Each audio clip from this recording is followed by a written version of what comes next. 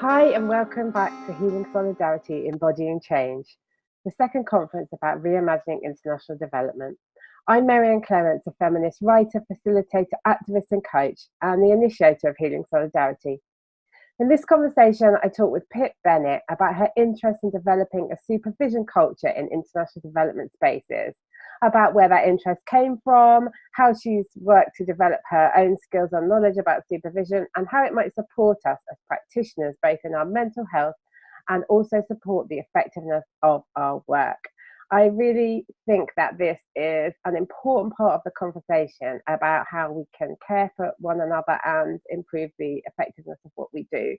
So I hope you'll enjoy thinking about supervision with us in this conversation. So hi and welcome back to Healing Solidarity. So I'm here with Pip Bennett, who's a youth development worker, who's worked a lot in different international contexts and has a real interest in professional supervision in our work. So we're going to have a conversation about that. And Pip is in New Zealand and we're recording, it's obviously, as you can see, daytime here in London where I'm sitting, and Pip is in, I'm like, what time is it there? It is 9:15 Yeah. at night. And so in order to get good visuals for you, Pip is in the dark. So this is going to be fun.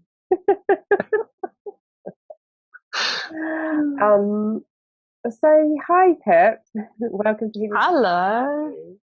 Thank you for having me. You're welcome. I think we first connected over the internet a few years ago around some of these ideas. So just maybe dive in a bit and talk about how your interest in the idea of supervision or professional supervision in international work came about, really. So my interest in professional supervision really started once I came back to New Zealand after living and working overseas.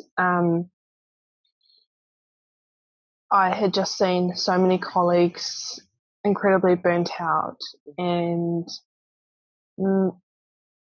with a very weird attitude of complaining about being burnt out but not really doing anything about it and not wanting to change the way that they were working, and everyone being in the same boat, but it's still being kind of just a thing that, it's just what happened. And yeah, I just remember I'd gone for a long walk and then somehow I came across a course that was called Professional Supervision, and so I started reading more about it and was like, this is amazing. It's not just self-care, and self-care these days it's commercialized, and supervision it's about work self-care and making, like, how you mix your personal and your professional life, and that really struck me as an important thing that we need to think about when we're doing development work. Yeah. And it came out of sort of a moment of realizing that everyone around you was stressed and burnt out and feeling the need for something to change. And so, I guess we wanted to go into a conversation about a bit more about what that might look like, and whether you've seen examples also of people trying to do this and what you did with those ideas. But I don't know, where would you like to start? Probably giving people more of a context around what is supervision, Sure. because most people that I meet don't know what it is. Yeah. And they hear the word supervision and they think of management. Like, I have a supervisor and they supervise me, and Tell me what else? Kind of thing. Yeah. What else is it? But it's quite different. It's basically a relationship that you have with someone. You have the supervisor and the supervisee, and it's built around three kind of pillars, I guess. One is your professional support, making sure that you are following policies, procedures, doing things how you should be doing them. And then the second one is around self-care, and that's the support area. So checking how is your personal life coming over into your professional life, and vice versa, and how is the balance going there, and then the last is around professional development. So always trying to find, where are your blind spots, what are the things that you need to learn, what would you like to learn, and always trying to grow. And I think that one is quite important, particularly for women, but in development work in general, because when you're working in the field, it's really hard to access opportunities, to develop. So I think that's something that supervision can bring. Mm-hmm.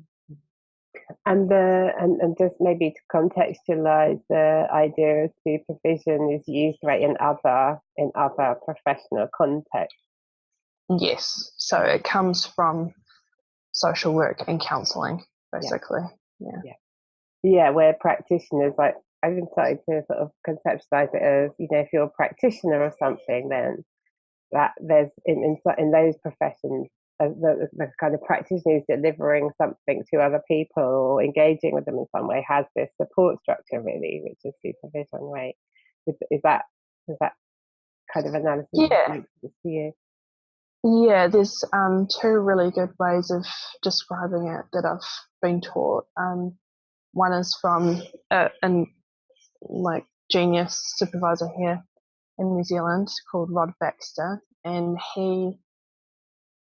I think he's probably taken it from somewhere else as well, but he calls it supervision, and it's having someone who helps you look at your practice.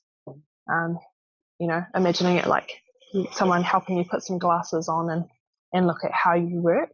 I like supervision. Okay, yeah, got it. Yeah. So it breaks into two words. And then the other thing that I read was about keeping our clients in the room with us when we're doing work. So every decision you make, every plan you're writing, we don't always have conversations directly with the people that our work is going to affect. And I think that's a really powerful way of keeping us to account, right? Or holding us to account of what we're doing in our work, and remembering, okay, what other people are going to say? If they were here listening to me make this decision, what would they say about it? Yeah. So finding ways to ask them or have them in the room. Yeah, metaphorically. So not physically having them there, but it makes you more accountable. Yeah. And so, having had this kind of discovery of the idea of supervision, and I'm it sounds like feeling like it wasn't present in the environment that you were working in any way. What did you do with that information? Did you do anything with it initially, or has it been kind of an evolving thought journey for you? I went and did the course that I found, and tried to think about how it could be applied. Working with development professionals that are based here in New Zealand, but it's quite challenging because at the moment I'm not fully engaged in that sector, and B, development work is so diverse. You've got health, nutrition, WASH, communication. Like, there's just so many different things you could do, and as a supervisor you need to be able to very, very well understand the work that someone's doing. So that the structures that would be needed are are challenging, and this is because of the diversity of things that people are doing, you mean? Yeah, well, your job as a supervisor is to walk alongside someone, and basically the supervisee leads the session, bringing an issue or an experience or something they want to kind of delve into. But you need to be able to understand kind of the context, and you need to be able to understand, like, for example, someone who's, I don't know, an engineer for WASH. What are their responsibilities? What's their best practice? If you can't understand that, then you don't know the right questions to ask. You can have good questions, but I don't know whether they would be powerful enough, to really be effective. So that's kind of what I think. I think that would be the challenge for bringing supervision into the development sector, is you would need a lot of people and from all different areas of it. And from your understanding of other sectors, or what you've seen in other sectors, how is that kind of, have you seen that kind of challenge being overcome, or do you think the diversity of development is just specifically challenging? I think it is particularly challenging. I know that there are supervisors who go across sectors. So you might have someone who comes from a social work background, but they'll supervise counsellors. But I think it's easier for them to understand the context. The kind of work they're doing is similar, and you have a code of ethics. The professional body. It's a lot easier to know what does best practice look like for them. Whereas for development workers, there is no code of ethics. Some organisations might have one, but there's no overall thing. There's no professional body. It's very much a subjective view on what is good practice, and everyone does it differently, Yeah, so there's definitely challenges in trying to do it at a sector-wide level. I don't know. Yeah, I wonder if you've had ideas about how you might overcome those, or I was also thinking about, like, would it be possible to design supervisory structures within organisations, relating to their understanding of good practice, perhaps? Or... supervision has lots of different models. So you have like peer supervision between colleagues, and you have group supervision. You have one supervisor and a whole group of colleagues or staff. But I guess, I don't know, they're all different, and what you can take away from it is different.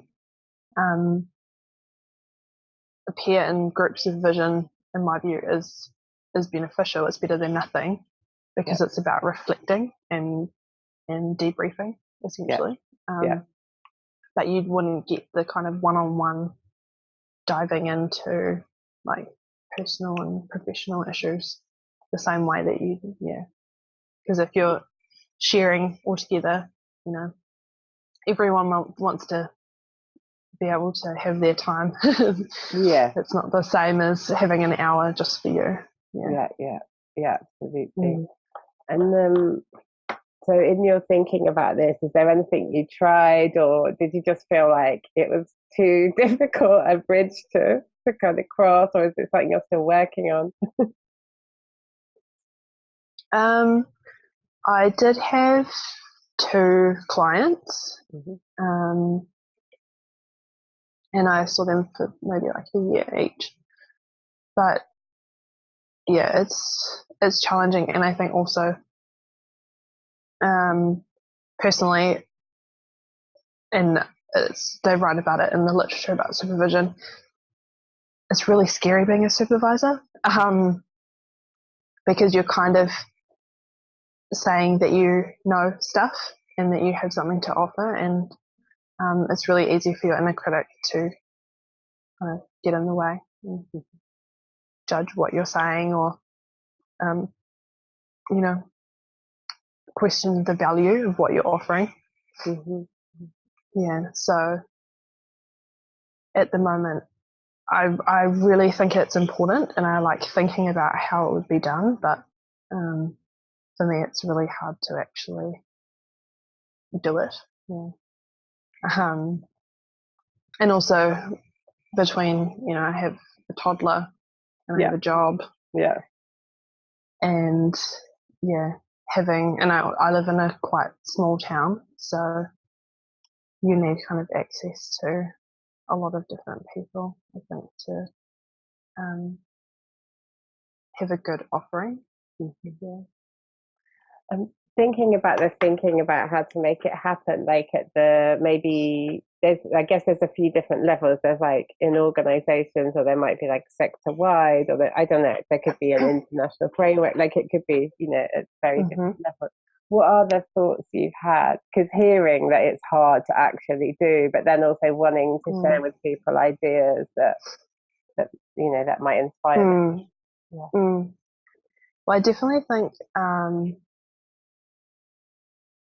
where it makes sense to start would be the people who do kind of social work or psychosocial support.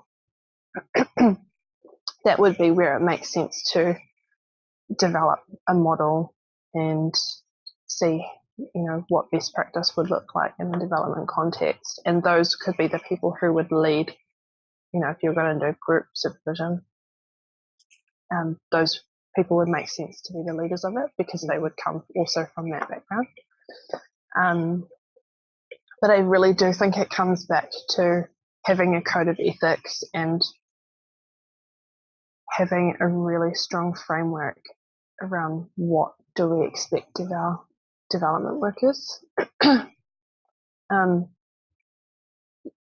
can you develop a professional practice if there's no standard for that professional practice? You know, and I know that individual sectors will probably have them in their home countries, but it's something that we need to tackle. Is why is it any different when you go somewhere else?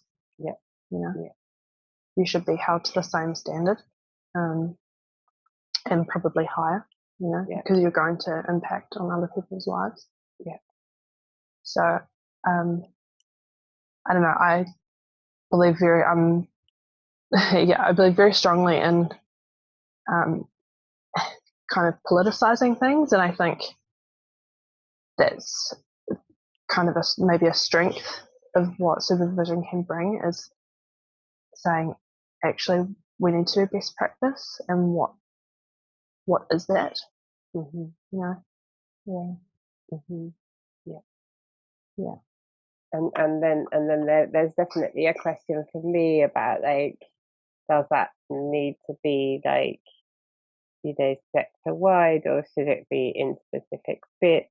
Or, you know, there's definitely lots of interesting questions, because like you said, there's something about saying, you know, well, I'm a counsellor and we could all sign up to something, but there's something about different roles in the development sector that kind of make that more complicated. So something about that too, maybe. Yeah, but I don't think that means we couldn't do, for example, code of ethics for people who, because essentially you are working in a country that is not your own, right? That's development work. And I found that interesting coming back to New Zealand, and now I work with young people in my own country, whereas before I was working with young people in different countries. And, you know, people theorize about development, like international development, but really it's the same as community development. Like it's the same thing, but somehow we hold ourselves to a different level. I don't know. When we're in our own countries, we expect people to be the best in everything. But yet we're willing to go and volunteer, do volunteerism and think that we can go and like save people's lives by doing a week in an orphanage or something, and that's okay. So I think it's not impossible to have, like doctors have their oath. You could have something similar to that, and at least that's a basis, and it's an understanding about how you work, the values. It's not the technical details. It's about the values of what we do. Yeah, right. And why we do it. Yeah, absolutely. And then that could form the basis for a supervision structure. Yeah, because then it's something to hold you accountable to. Yeah. Apart from obviously your organisational policies and processes and that kind of stuff, but it's like a higher level of expectations about why you're doing this work. Yeah. And I wonder if the work you're now doing in New Zealand in community development, whether is there something in place there that it's interesting what you said about it is really the same work, and in many cases at that sort of level of doing a specific kind of development work, I guess that could apply. I definitely think it's interesting because it gives us a clue as to some of the problems that people would face trying to integrate supervision. Even though there's research that shows that supervision helps people stay in their jobs for longer, it helps them avoid burnout, partly because it keeps people connected more to their purpose. But at the same time, people don't like doing supervision. I've spoken to many social workers who avoid it, as much as possible. And they're often very overworked and burnt out. And I think there's a tendency to see it as extra work. I don't have time for this. It's not critical, and I guess that's the same thing that we hear about self-care is, the work is more important. But actually we can't do good work if we don't look after ourselves and make sure the way we're seeing our work is actually reality. I don't know. Yeah. So I think that would definitely be a problem in the development sector because people don't like taking their holidays and don't like, not working all the time. What do you say? What would you say to that though? So, like when you hear people saying, I don't like doing supervision, what would your response be? I'm interested. Well, either that they're not doing it properly or they need to change their supervisor because that's something. The quality thing. Yeah. It's a relationship and you need to be able to connect with somebody. It's like going to a therapist or your doctor or anyone because you need to be able to share like quite personal experiences and you need to be vulnerable and that's really scary when it comes to work because our own, like how we value ourselves, is all tied up in our professional life quite often, and we don't like to admit the things that we find hard or the times that we know we did a bad job. But that's where supervision is, most powerful because you're getting someone else's perspective on how you can do things better. But yeah, to be able to talk about those things, you need to be able to trust the person that you're sharing them with. And Sometimes it takes work to find the right fit. So, and I guess it's important that that person isn't connected to your HR structure or a structure that's assessing your work, right? yeah, so best practice for supervision is that it's not your line manager, which quite often organisations will do to save money. And yeah, so that's an issue. And I mean, you can have people within your organisation, but you're not responsible to them or they to you. So it's it's more like that peer supervision, which can make it a little bit easier. But then again, it depends, I guess, on the experience of the supervisor. So it's nice having someone that you know and you respect their experience and what they have to bring. Yeah. Because it's about pushing you to be kind of the best you, and that kind of Johari's window thing of what I know about me, what other people know about me, and what nobody knows about me, and helping you grow what you know. Yeah. So you need someone to really help you be able to explore that. Yeah. Yeah. So the relationship's really important, right?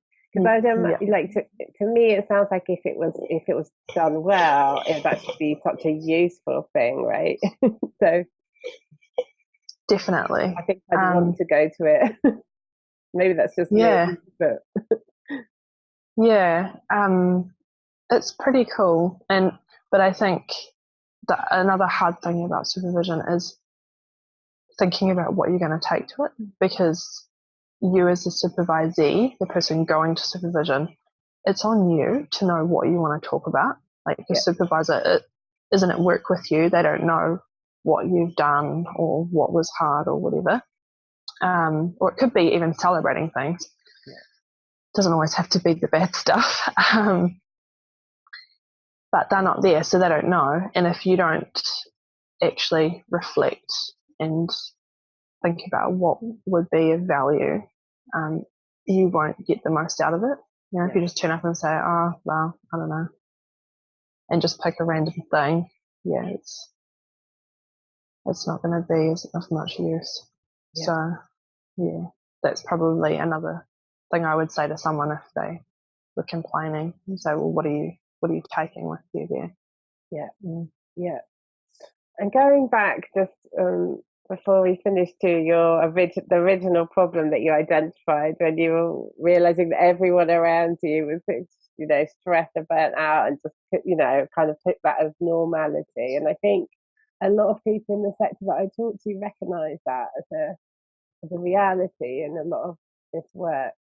And with how, I guess I'm just thinking big picture, what needs to change in order for this idea of supervision to really, if you could wave a magic wand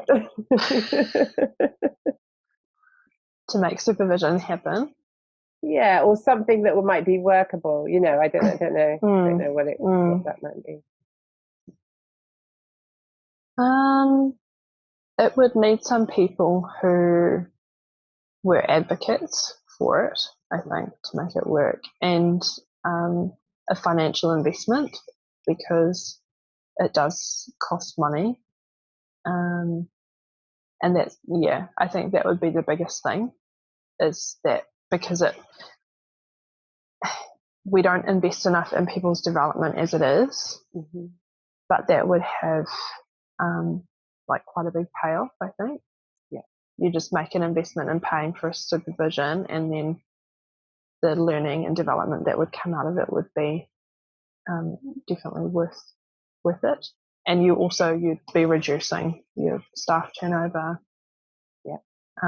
sick days, and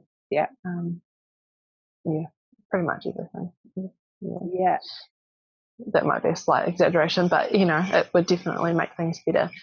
And it probably would also help with projects. The number of times I've seen people come up with the same projects, like training a trainer or something, that are not particularly effective, but people still keep doing them because we don't have time to sit and do proper evaluations and proper reflection around what work are we doing. But to make it happen, I think it's money. Yeah, and will. That's like will as well, right? Yeah. I thought of one more thing to ask you as you were talking about that, which was that how do you see it intersect with a conversation about kind of mental health and workplace well-being in that sense? I mean, to me, they seem related, and maybe I don't know if you've thought about that in the context of the training you've done.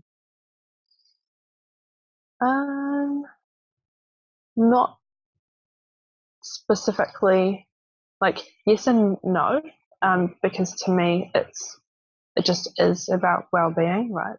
Yeah, of course. Yeah, because it's a form of counselling, essentially. Yeah. It's focused on your professional life, but it is a form of counselling, and so it's about helping people feel supported and get support.